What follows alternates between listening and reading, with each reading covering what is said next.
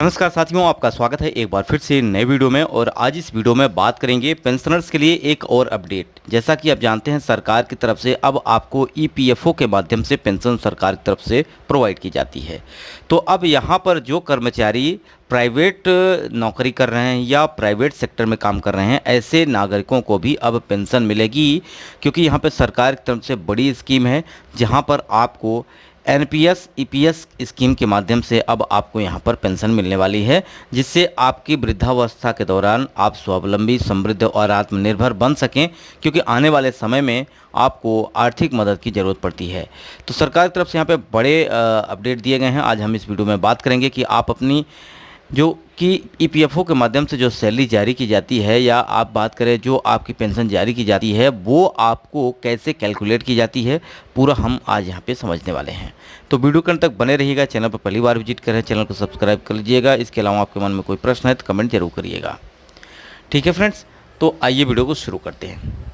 देखिए, कई लोगों को लगता है कि पेंशन सिर्फ सरकारी कर्मचारियों को ही मिलती है, लेकिन अगर आप प्राइवेट सेक्टर में काम करते हैं तो आप भी पेंशन के हकदार हो सकते हैं। इसके लिए सरकार की तरफ से आपको यहाँ पर ईपीएफओ यानी पीएफ प्रोविडेंट फंड में आपका जो पैसा कटता है, उसका एक हिस्सा पेंशन फंड के लिए कर्मचारी पेंशन योजना ईपीएस में जाता है।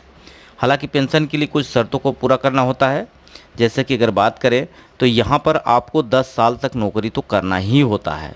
अगर 10 साल के पहले आप यहाँ पर अपना कंपनी बंद कर देते हैं या आप यहाँ पर एग्जिट कर लेते हैं, तो ऐसे में आपको पेंशन में जो पैसा है वो भी आपका निकल जाता है। अगर आप 10 साल तक नौकरी कर लेते हैं तो उसमें से 30% ऐसा पैसा होता है जो आपको पेंशन स्कीम के माध्यम से आपको 60 वर्ष 58 वर्ष के बाद मिलना शुरू होता है। तो ऐसे में यहाँ पर कुछ शर्त और नियम है, उस पर भी हम चर्चा करने वाले हैं।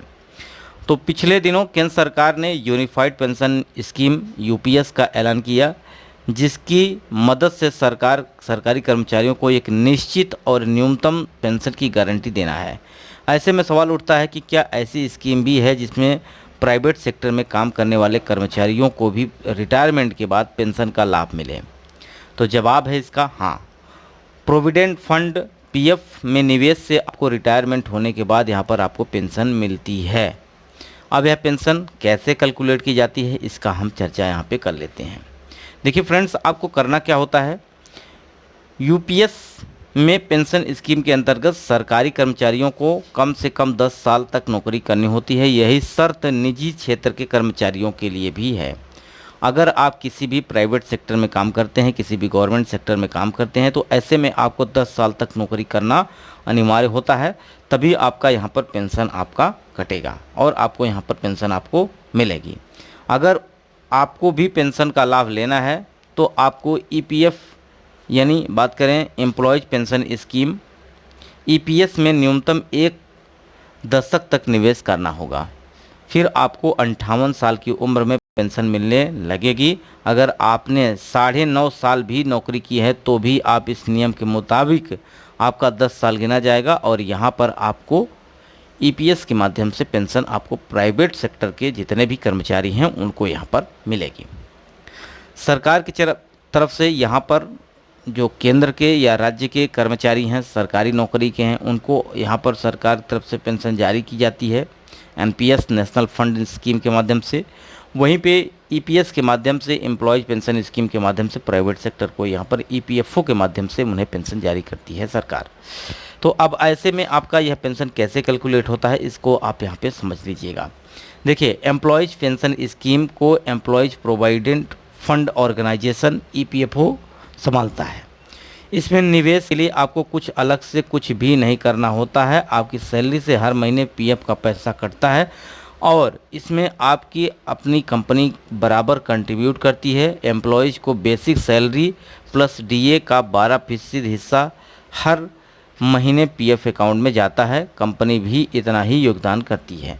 अब जितना आपका पैसा कटता है उतना ही सरकार या कंपनी उसमें जो कि ऐड करती है। अब उसके बाद आपको यहाँ पर जो कि 12% प्लस 24% आपको यहाँ पर पेंशन के माध्यम से मिलता है।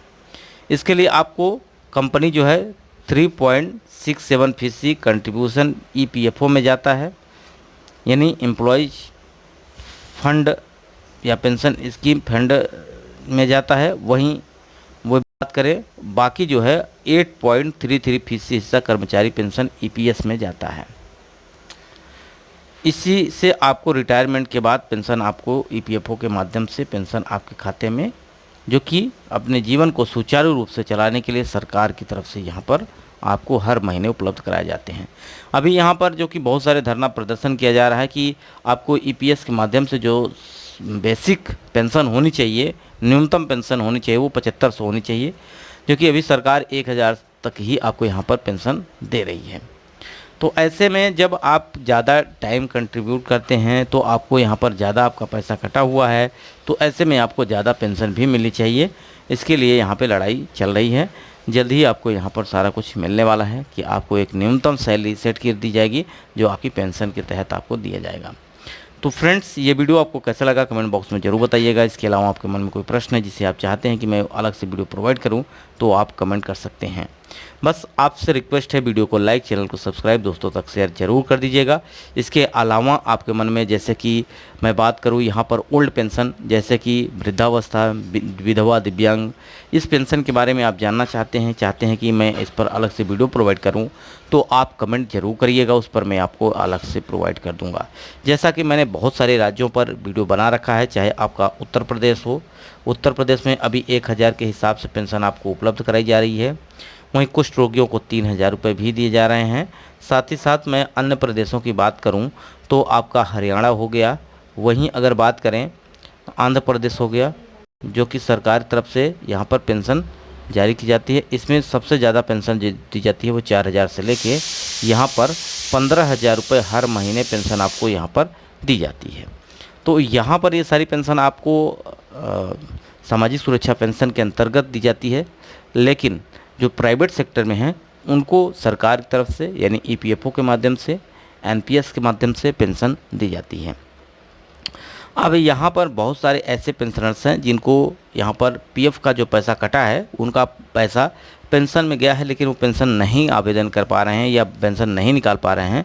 इसके लिए अगर आप चाहते हैं कि मैं आपको अलग से एक कोई वीडियो प्रोवाइड करूं, तो आप कमेंट कर दीजिएगा, उस पर मैं आपको अलग से वीडियो प्रोवाइड कर दूंगा।